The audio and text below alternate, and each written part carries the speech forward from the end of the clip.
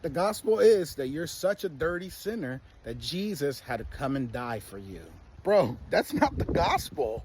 What do you mean? Of course that's the gospel. No, what you're talking about is salvation. Now, while the gospel includes salvation, salvation is not the entirety of the gospel.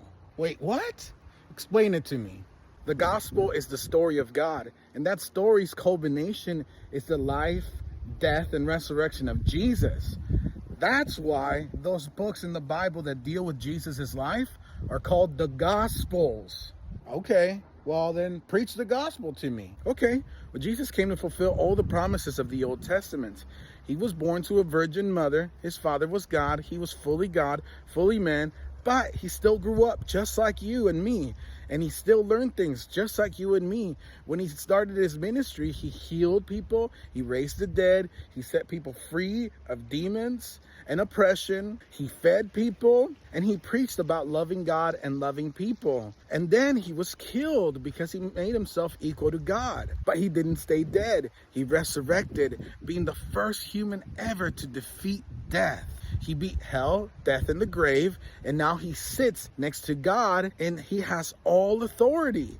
And now he asks you, do you want to be part of that story?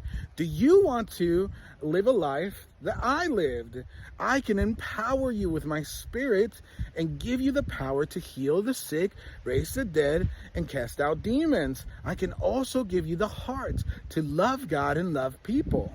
Okay, but what's wrong with what I said? Well, if we focus on salvation only, we leave people looking inwardly at their own dirty, nasty sin and how bad it was and how God himself had to come and free them from it. And then it becomes very hard for those people to germinate into maturity and to actually do the gospel things. Now, when we preach the entirety of the gospel, what ends up happening is that we give an emphasis on what Jesus has done as the fulfillment of the story.